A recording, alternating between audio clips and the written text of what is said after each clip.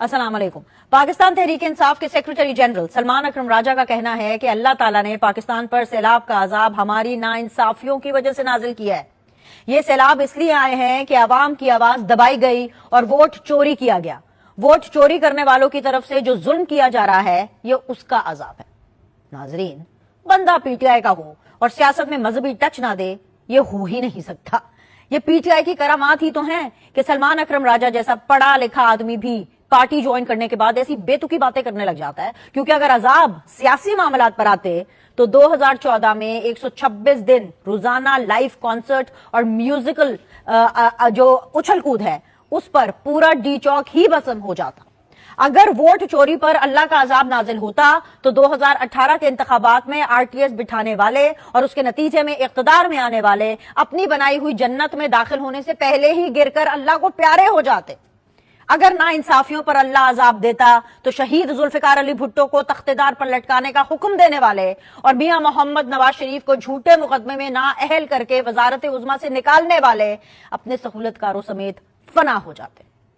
$1 million question यही है कि अगर पूरे पाकिस्तान में सैलाब अल्लाह का अजाब है और वजह जुल्म, नाइंसाफी और वोट चोरी है, तो इस अजाब का आगाज खैबर पख्तूनख्वा के गरीब देहातों से क्यों हुआ? जिस सूबे में बकौल आपके अवामी और इंसाफी हुकूमत है, वहां मुल्की तारीख में पहली बार बड़े बड़े पत्थरों का अजाब कैसे आ गया?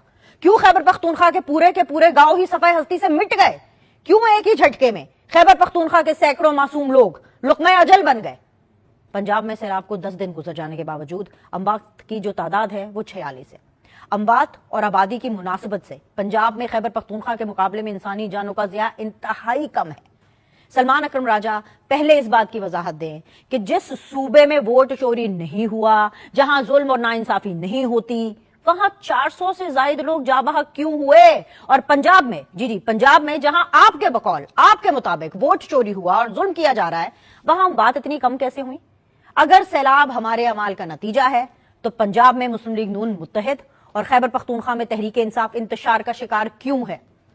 क्यों सूबे का चीफ एग्जीक्यूटिव अली अमीन गंडापुर अपनी ही जमात के लोगों को बेशरम और ढीठ कह रहा है? क्यों आपके सूबे में सब एक दूसरे को चोर, ढीठ और बेशरम के अलकाबात दे रहे हैं? क्यों वजीर आला खैबर पख्तूनख्वा अली अमीन गंडापुर ये कहने पर मजबूर हुए हैं कि जी सेनेट इलेक्शन में टिकटों की तकसीम के हवाले से उन पर करप्शन और उम्मीदवारों के नामों पर हेर फेर के इल्जाम लगाए गए हैं?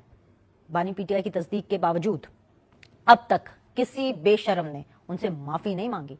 उनके मुताबिक बेशर्मी वाला काम यही होता है ना कि ढीठ बनकर कुछ भी कह दें और फिर साबित भी ना कर सके।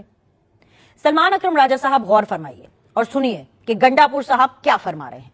वो बिल्कुल ठीक कह रहे हैं कि ढीठ बनकर जो मुंह में आए बोल देना बेशर्मी वाला काम ही होता है।